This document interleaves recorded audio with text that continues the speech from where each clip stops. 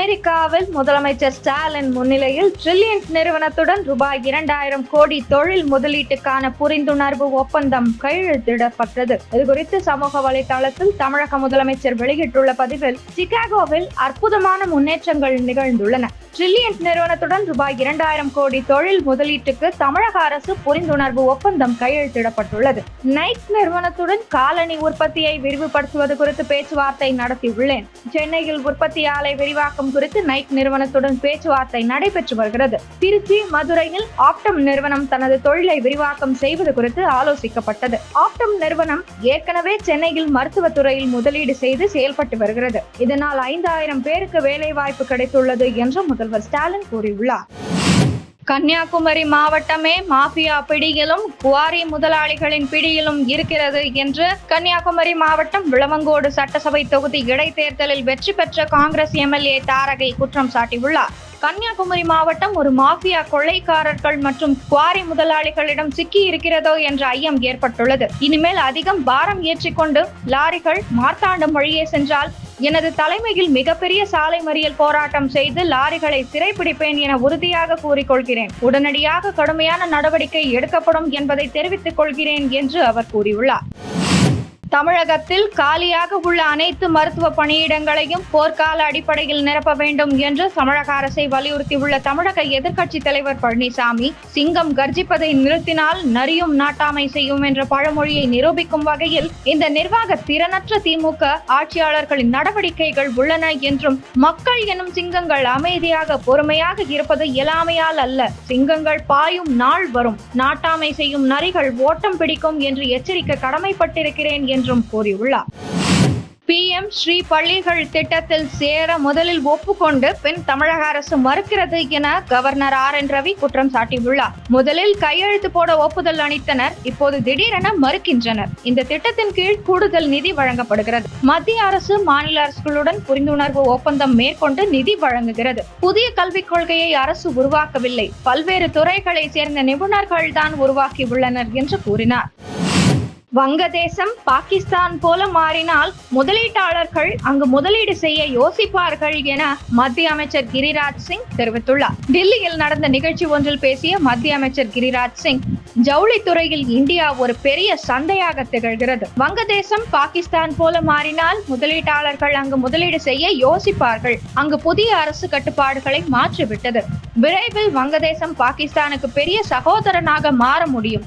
அரசு மாற்றம் காரணமாக முதலீட்டாளர்கள் தவிக்கலாம். வரும் 2030க்குள் ஜவுளி தொழிலில் உள்நாட்டு உற்பத்தி $350 பில்லியன் உயரும். இதனால் மேலும் 3.5 கோடி வேலை வாய்ப்புகள் அதிகரிக்கும். ஜவுளித்துறையில் உற்பத்தியை அதிகரிக்க மத்திய அரசு பல்வேறு நடவடிக்கைகளை எடுத்து வருகிறது. நாட்டில் அந்நிய நேரடி முதலீட்டை ஈர்க்கவும் முயற்சி செய்யப்படுகிறது என்று கூறியுள்ளார். வனத்துறை அதிகாரி நியமன விவகாரத்தில் தொடரப்பட்ட வழக்கில் உத்தராகண்ட் முதல்வர் புஷ்கர் சிங் தாமிக்கு சுப்ரீம் கோர்ட் கடும் கண்டனம் தெரிவித்துள்ளது.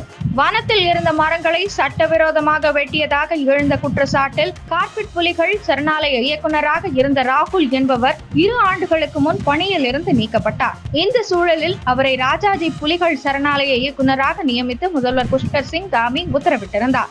அவரது இந்த உத்தரவுக்கு கடும் எதிர்ப்பு கிளம்பிய நிலையில் ராகுலின் நியமனத்தை எதிர்த்து உச்சநீதிமன்றத்தில் வழக்கு தொடரப்பட்டது. இந்த வழக்கு நீதிபதிகள் PR கவாய், பிரசாந்த் குமார் மிஸ்ரா மற்றும் விஸ்வநாதன் ஆகியோர் அடங்கிய அமர்வு முன் விசாரணைக்கு வந்தது.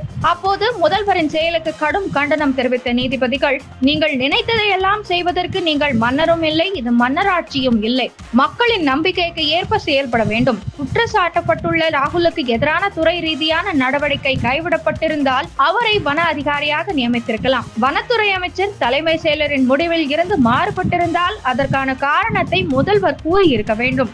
முதல்வராக இருந்தால் என்ன வேண்டுமானாலும் செய்யலாம் என்றில்லை என்று ஆவேசமாக தெரிவித்தனர். மேலும் வன அதிகாரியாக ராகுல் நியமித்த அரசாணையை திரும்ப பெறவும் சுப்ரீம் கோர்ட் உத்தரவிட்டு வழக்கை ஒத்திவைத்தது. அரசு முறை பயணமாக சிங்கப்பூர் சென்றுள்ள பிரதமர் மோடி முன்னிலையில் செமிகண்டக்டர், டிஜிட்டல் தொழில்நுட்பம், கிளஸ்டர் மேம்பாடு, குறைக்கடத்தி வடிவமைப்பு உள்ளிட்ட துறை தொடர்பான ஒப்பந்தங்கள் கையெழுத்தானது. பிரதமர் மோடி தனது பதவி காலத்தில் 5வது முறையாக சிங்கப்பூர் சென்றுள்ளார். அங்கு அவருக்கு உற்சாக வரவேற்பு அளிக்கப்பட்டது. பிரதமர் மோடியின் முன்னிலையில் செமிகண்டக்டர், டிஜிட்டல் தொழில்நுட்பம், கிளஸ்டர் மேம்பாடு, குறைக்கடத்தி வடிவமைப்பு உள்ளிட்ட 4 துறைகள் தொடர்பான ஒப்பந்தங்கள் கையெழுத்தானது.